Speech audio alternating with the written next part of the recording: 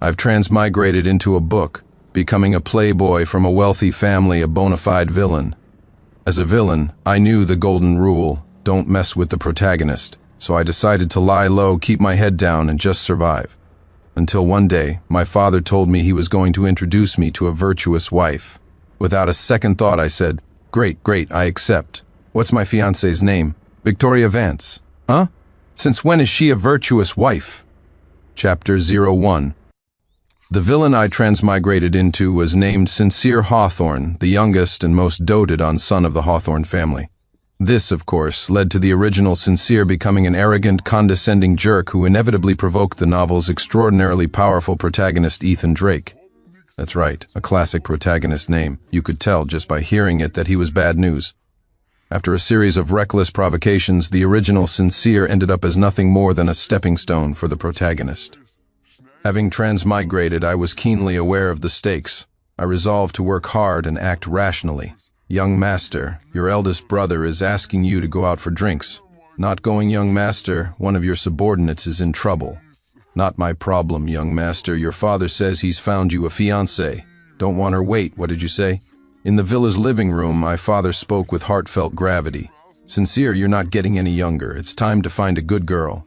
Of course. Before I transmigrated, I was just a loser. After transmigrating, I realized I was an even bigger loser, the kind the protagonist would kick to death like a stray dog on the side of the road. I lived in constant fear, my only thought being how to prolong my life. Seeing how sensible I was, my father smiled with satisfaction. Victoria, you can come in.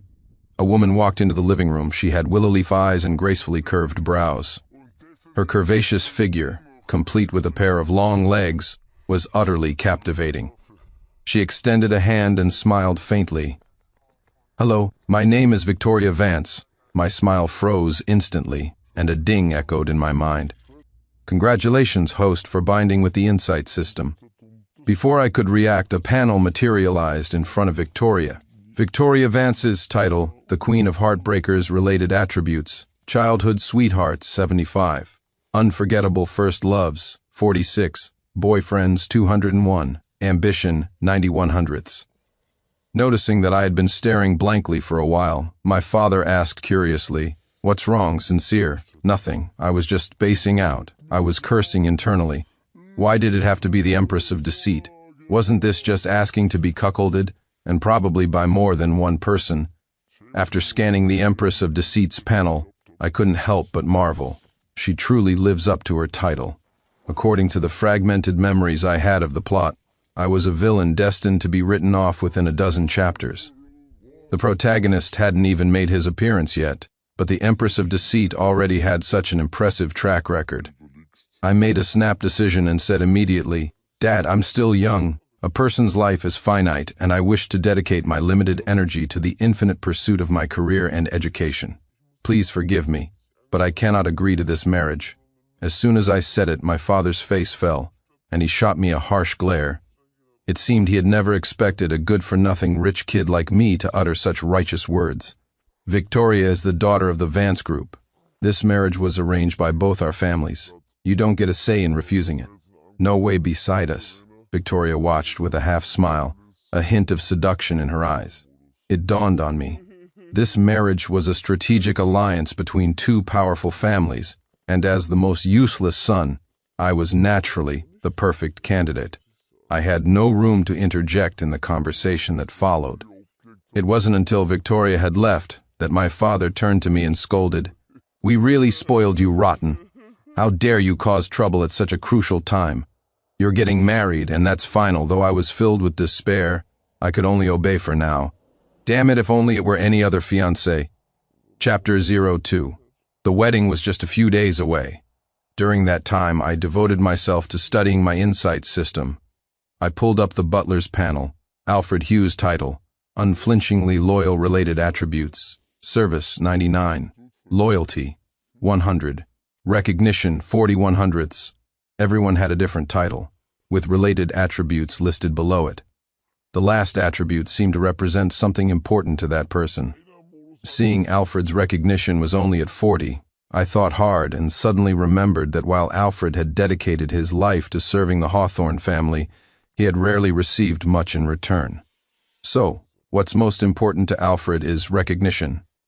I made some inquiries and learned that Alfred had a son who had been sick since childhood, requiring exorbitant medical fees.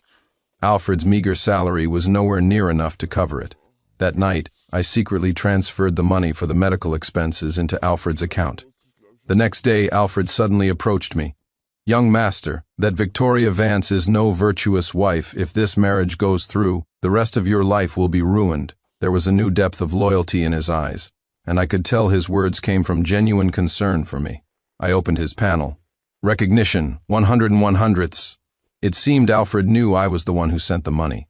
This was what they meant by generosity wins loyalty. "It's fine, Alfred, I'll take it one step at a time." Suddenly, a message popped up on my phone. It was from Victoria. "I miss you, can you come keep me company?" I cursed her under my breath, but knew I had no choice. As I got into the car, my new habit was to open the system panel for everyone I saw. To my shock, the panel for the young-looking driver suddenly popped into view. Driver title, child of fortune-related attributes. Fortune, infinite. Power, infinite. Harem, 0, infinite. After reading it, I froze completely. A terrible premonition washed over me. I whispered to the butler, "Alfred, who is this driver? I don't think I've seen him before."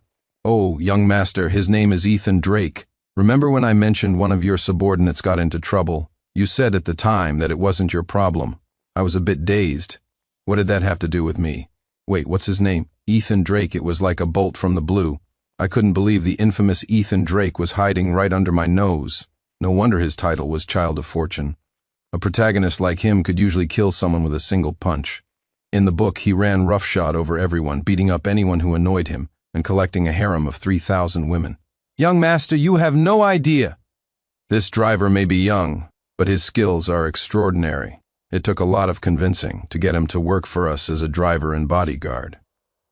I remained silent, wanting to scream at Alfred, "We have a traitor, a mole in our midst. How could you place such a dangerous person right next to me?" Today, Ethan Drake was earning money as my family's driver and bodyguard. Tomorrow, he would be bankrupting my family and taking it all for himself.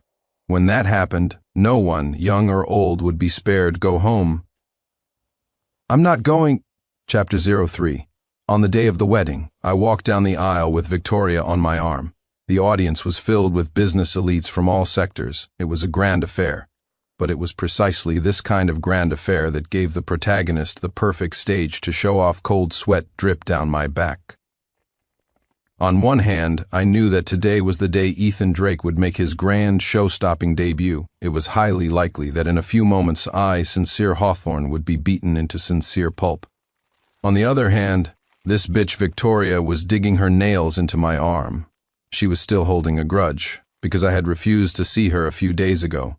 It was as if she couldn't stand it. If the entire world of men didn't revolve around her, Victoria looked stunningly beautiful in her white wedding dress and light makeup. But when I opened her panel, boyfriends, 203, ambition, 99/100ths. Holy crap, she managed to get 2 more in just a couple of days. If I married her, I'd have been cuckolded more times than I've eaten meals, and her ambition had risen too. It seemed Victoria's ambition was tied to the Hawthorne-Vance alliance, and whatever she planned to gain from it. To the happy couple, may you have 100 years of happiness, the officiant said. Victoria Vance, do you take Sincere Hawthorne to be your husband, to have and to hold, from this day forward, for better, for worse? I knelt on one knee, holding the ring, my face a stoic mask as I stared at the beautiful empress of deceit before me. Victoria covered her mouth with her hands, tears welling in her eyes. Her voice choked with emotion as she sobbed. I do. The crowd erupted in thunderous applause and cheers as if they had just witnessed an epic love story. In the audience, Marcus Vance was also wiping away tears. He turned to my father and said emotionally, "What a moving love story. Your Sincere is such a good kid. I'm sure Victoria will be very happy with him." My father managed an awkward smile. He had no idea what I had done to make Victoria so devoted. Only I, standing on the stage, was cursing in my heart. She really is the ultimate two-faced, scheming bitch. How venomous. After I placed the ring on her finger, the officiant asked in the same tone, "Sincere Hawthorne, do you take Victoria Vance to be your wife?" to have and to hold from this day forward, for better, for worse. Before I could answer, a loud voice boomed from the audience. I object. Looking out at the crowd, I felt a wave of relief. Who just said what I was thinking? Bang! Marcus Vance slammed his hand on the table and shot to his feet. Who has a death wish? Who dares to speak such nonsense at my daughter's wedding? A figure leaped nimbly onto the stage with effortless grace. I took a closer look. It was Ethan Drake. There was no mistaking him, the youthful face, the overbearing aura that seemed to come from nowhere, and the overwhelming sense of someone about to show off. It made you want to rush up, take a swing, and offer him a free kill and some EXP. The great Vance Group. Do you really have to stoop to selling your own daughter in a marriage alliance to achieve your goals? Isn't that utterly shameless? Victoria, don't be afraid. If worst comes to worst, we'll fight them to the bitter end. I, Ethan Drake, will risk my life today to rescue you from this filthy business transaction, the classic protagonist move. First find an excuse, then show off. I didn't want to interrupt Ethan's taunting spree. After all, this was Victoria we were talking about. I'd be thrilled if he took her away. I glanced at Victoria. She seemed lost in memories. No doubt the protagonist's harem-gathering ability was kicking in, and even the Empress of Deceit was wavering. Ambition, 98 100ths. Chapter 04. Security, get this arrogant punk out of here. Marcus Vance's face was beet red. Indeed, with all these business elites watching, Ethan's public denunciation was a massive slap in the face. And this was a wedding, for crying out loud. People crash executions, not weddings to steal the bride, although, since the bride was the Empress of Deceit, Victoria Vance, I was actually hoping he would succeed. Let Ethan and his future harem manage this particular green pasture. Suddenly, several muscular bodyguards appeared, creating a stark contrast with the seemingly frail Ethan. But I knew in my heart they were just trash teammates, sent to feed him kills and experience points. No, don't you dare lay a hand on him. Fighting is wrong. The bodyguards were taken aback by my intervention. Mr. Hawthorne, you truly are a man of great magnanimity. Even after this punk has humiliated you so thoroughly, you remain so forgiving. Then their resolve hardened. Mr. Hawthorne, we know this kid must have some skills to come here alone. You're trying to stop us because you're worried we'll get hurt. For your kindness, we'd charge through fire and brimstone. Let's go, boys. I wore a pained expression, but inside I was screaming, you bunch of idiots, if you all go and feed him XP and kills. What am I, a guy who can't even trust a chicken, supposed to do? I'm screwed seeing my attempts to stop them, Ethan sneered. You good-for-nothing rich kid. Who knows how many disgusting things you've done behind the scenes. Stop pretending to be a good person. The taunt worked perfectly. Hearing this, my family's butler and loyal subordinates all fell for it. After all, they knew better than anyone what kind of person I was. Alfred retorted angrily. You bastard, my young master may be lazy, unaccomplished, and uneducated, but he has never done anything malicious. He's a kind-hearted kid. Ethan Drake, you've gone too far. Hearing that, I was momentarily stunned. Is he praising me or insulting me? The scene devolved into chaos. A crowd of people were clamoring to take Ethan down, but I stood firmly in their way, stopping them from feeding him kills. Ethan watched this unfold, his fists itching for a fight. For some reason, he felt a strange sense of unease. According to the usual script, by now Ethan should have already unleashed his protagonist halo, punching his way through everyone, kicking down the powerful, and watching his KDA and EXP soar. But for some reason, this villain wasn't following the script. His refusal to come forward and be a stepping stone was making Ethan extremely anxious. This was a classic case of protagonist show-off syndrome. If he went too long without showing off, he felt empty inside, his fists tingling. At one of the tables, Marcus Vance saw me trying to mediate and remarked wryly, "That Sincere is a good-natured boy, which is rare, but he's too soft. I'm afraid he'll be easily taken advantage of." My father heard this but didn't reply. He understood it was a backhanded comment about his son being a coward, but as he watched me, a new thought took root in his mind. I always thought my youngest son was a useless spendthrift who never left the house or socialized. But seeing him today, he's so steady, and he has such a deep rapport with his people. It seems he's been hiding his true depths all this time. Chapter 05. The standoff continued. Ethan kept trying to provoke a reaction, but he wasn't getting much of a response. "It's all Sincere Hawthorne's fault. Why is he pretending to be a good guy? Seeing his efforts fall flat, Ethan turned his attention to the stunning Victoria Vance. Victoria, have you forgotten the days we spent together? Are you really going to let yourself be trapped by business interests and become a puppet? Hearing this, I snickered to myself, settling in to watch the drama unfold like a spectator munching on popcorn. This is great. If Ethan can get the Empress of Deceit into his harem, I won't have to suffer her backstabbing for the rest of my life. If I actually married Victoria, when our children were born, I wouldn't even know who the father was. My head would be a green pasture vast enough to film 1,000 seasons of a children's cartoon. I'd be the ultimate cuckold, left alone at home while she had her fun. The thought alone was terrifying. No, I refuse. Sincere and I are truly in love. Ethan, don't bring up our past. What's over is over. There's no point in dredging it up. Victoria's words were resolute. She rushed over to grab my arm, tears streaming down her face, looking so pitiful that it would make anyone want to protect her. It didn't work on me, though. As the saying goes, don't let down a good girl, and don't waste a bad one.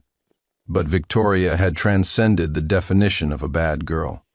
A love mired in physical beauty would end with a death certificate before a divorce decree. Cold sweat ran down my back as I cursed inwardly. This scheming bitch is terrifying, and Victoria's panel confirmed everything. Ambition, 99/100ths. As expected, the power of the Empress of Deceit could even overwhelm the protagonist's halo. Suddenly it hit me. She's planning to stick with me. Crap, my family's fortune is in danger in this day and age. A divorce meant she'd get half. Without a doubt, the Empress of Deceit was after something. Ethan was dumbfounded. What was going on?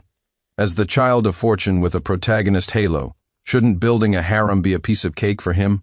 Victoria, why are you saying these things? Have you forgotten our past when we were so in love? You're not the Victoria I knew. Ethan's gaze suddenly fell on me. I get it.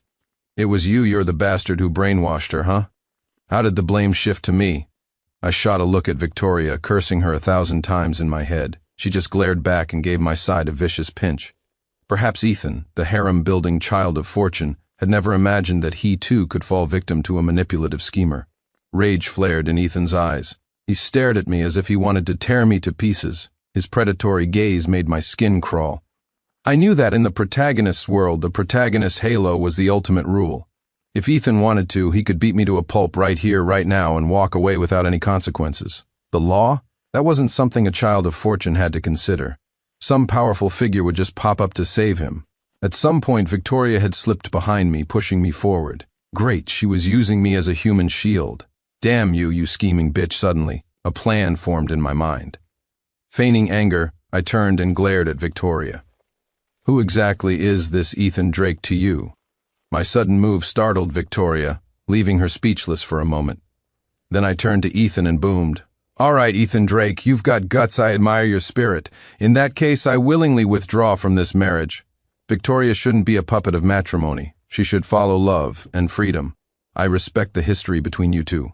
Perhaps I was just a passerby in her life." As I finished, tears were streaming down my face, not from sadness, but from pure joy. Chapter 06. Huh? The entire wedding hall, including Ethan Drake, was stunned. Was he really just handing over the daughter of the mighty Vance group so casually? Marcus Vance's face was a mottled mess of purple and green. He stood with his arms crossed, staring daggers at me on the stage. Someone was treating his precious daughter as if she were nothing. It was as if Victoria Vance was some cheap, worthless object to be summoned and dismissed at will. Victoria's face was burning. Puffed up with anger, she pinched my side again. Her already alluring lips looked even redder. "What do you mean by that?" I waved a hand dismissively. "Nothing, just respecting a woman's wishes. But I never said I didn't want to marry you." I didn't answer her, just smiled without saying a word. Seeing my nonchalant attitude, Victoria seemed to have a guess. Could it be? Does he know about my affairs? Impossible. She then leaned close to my ear, her posture deliberately intimate, and took my hand, whispering softly, "Sincere, I just made a mistake that anyone could make. Please, give me one more chance. I promise I'll be good to you from now on." I stared at her, my eyes cold as ice. Anyone could say those words, but you, Victoria Vance, had no right. If love was a perfect piece of jade, then deceit was a crack that made it impossible for it to ever be whole again. Besides, with Victoria, there wasn't even a foundation of love to begin with. Ethan, on the other hand, broke into a smile. His main goal today was Victoria. Even if he hadn't gotten to show off properly, winning her over was enough. "Victoria, let's go. I promise I'll treat you well. You give me your vow, and I shall answer in kind." With that, he struck a bizarre, cringy pose. I shot him a disdainful look, my eyes filled with contempt, and immediately turned to leave this place of drama. Seeing me leave without a moment's hesitation, Victoria began to panic. Sincere, come back. It's all my fault. I shouldn't have hidden things from you. I'm sorry, I was wrong." Victoria tried to grab me, to hold me back, but I was resolute. She stumbled and fell to the ground. Ethan rushed over like a simp to help her up, but Victoria paid him no mind. At this point, Ethan had no immense power or wealth. Right now, Ethan was just an unknown bona fide loser. Victoria had wanted to marry into the Hawthorne family for its power and influence. Ethan Drake was not yet someone who could sit at the main table with the big shots. Victoria's eyes were red from crying. She knew in her heart that it was over between us. Her connection to the great and powerful Hawthorne family was severed. Chapter 07. Alfred followed me back to the villa, his voice laced with worry. "Young master, are you sure this is all right? I know you don't want to waste your youth on a woman like her, but I'm afraid the Vance group will be very difficult to deal with." He was right. Although Ethan would take most of the blame for today's fiasco, my on-the-spot annulment was a huge slap in the face to the Vance group. There was no way to spin that positively. I lay on my king-sized bed thinking for a long time. Alfred came in quietly. "Mr. Sincere, your father is back." I sat down slowly in the living room. Besides my father, my eldest brother, Charles Hawthorne, was also there. Seeing me, Charles immediately started teasing. "Well, look at Sincere, all grown up. I really saw something today. Seriously though, kid. How could you turn down a wife that beautiful?" My eldest brother, Charles, was a workaholic, but his abilities were average. My father had placed him in a senior executive position in the company's administration department, but his performance had always been mediocre. Charles had never met a master manipulator like Victoria, so he couldn't understand what a terrifying woman she was. Curious, I casually opened my brother's panel. Charles Hawthorne title, Coaster perfect work ratings 0, mediocre work rating 0, average work ratings 1,306, value 0 first. He really is a coaster value? I don't get it. What kind of value? My father cut off our banter with a stern voice. "Ahem, can you two act your age? Sincere, what exactly is your plan regarding today's events?" My father's burning gaze fell on me, his eyes filled with a mixture of expectation and confusion. All this time I had seen myself as a minor villain, a small pebble on the protagonist's path to world domination. I was always running from my so-called predetermined fate, just trying to survive day by day. But I refused to marry a notorious scheming bitch, and I refused to be a stepping stone for someone else. I want to be the protagonist of my own story. I shot to my feet, my voice ringing out. Everyone looked at me, the family's youngest screw-up, with newfound respect. "Ha ha ha, good, to be yourself. But that's the hardest thing to do." Thump. My father lightly tapped my forehead and then slowly left the villa. "You can't always just think about yourself. Also, starting tomorrow, you'll go to work with Charles. For a father, there's nothing more difficult than watching your children grow up. Today's events had shown Richard Hawthorne a new Sincere. The company needed an heir, and that heir needed to be tempered. Meanwhile, over at the Vance household, Ethan Drake had used his silver tongue to successfully win over both Victoria and her father. The senior management of the Vance Group gained a new name, Ethan Drake. Chapter 08. Inside the Hawthorne Group. "Huh? Sincere Hawthorne?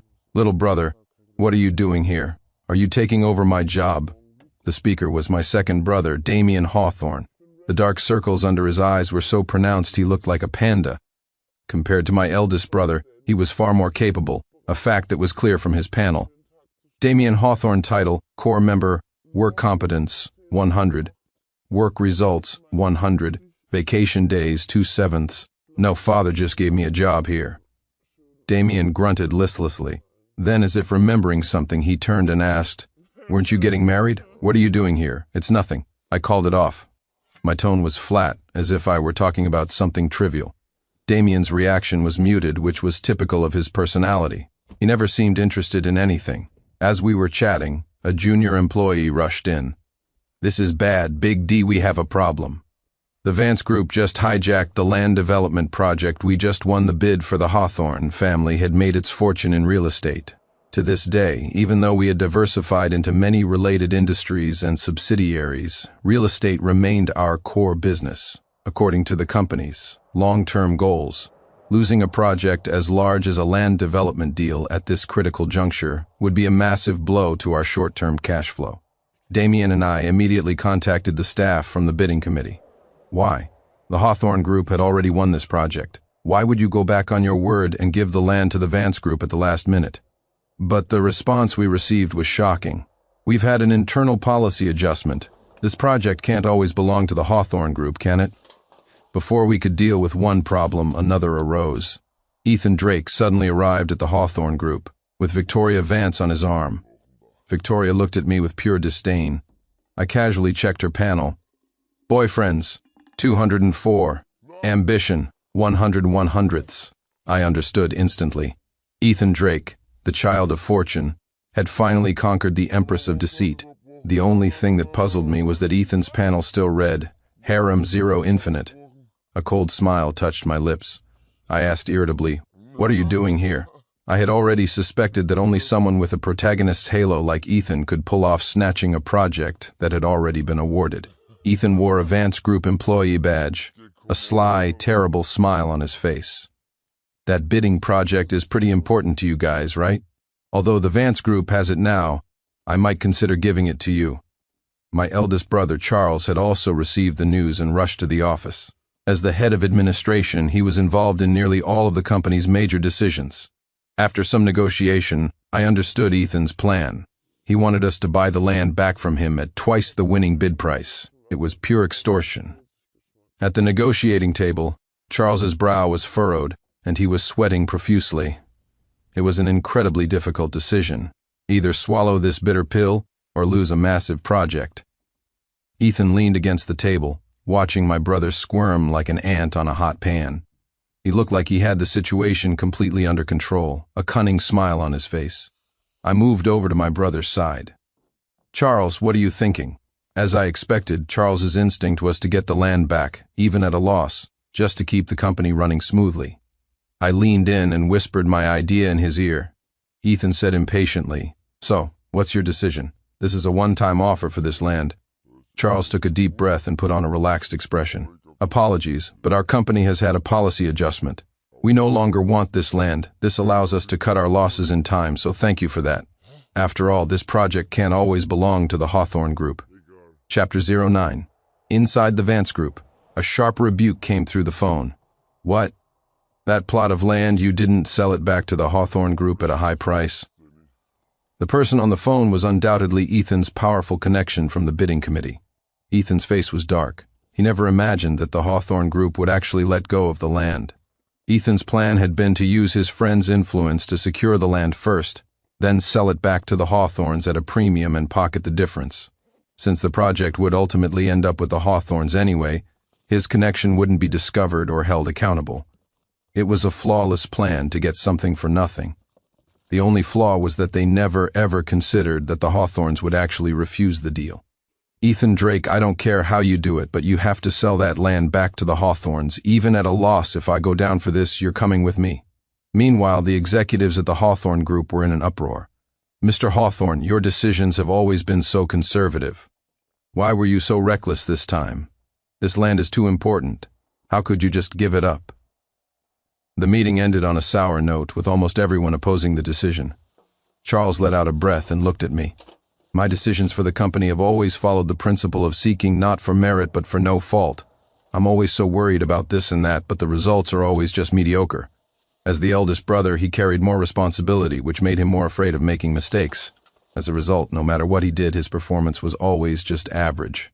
The next day, I took over Damien's work. My second brother was ecstatic, and his panel changed to vacation days, 7/7. "Hello? This is the Hawthorne Group. It seems the deed for the project our company recently won the bid for has not yet been transferred to us." First, I called the bidding officials. Their response was still dismissive. Then, I immediately took a team and rushed over to demand an explanation. These people were masters of bureaucracy. Talking to them was useless. but my goal was just to get their attention and force them to find the powerful figure involved. At the same time, I had our PR department leak the news to the media without a second's hesitation. Public opinion is a powerful weapon. The Hawthorne Group had considerable influence in the city. If a company our size could be treated so unfairly, it would send a message that no business was safe from being fleeced. Reputation is the cornerstone of business. Just as I expected, over the next few days, under constant pressure from us and the media, the bidding committee sent a message saying they would handle the matter seriously. And on that day, Ethan Drake, with Victoria on his arm, came to negotiate again. But this time, he wasn't nearly as relaxed.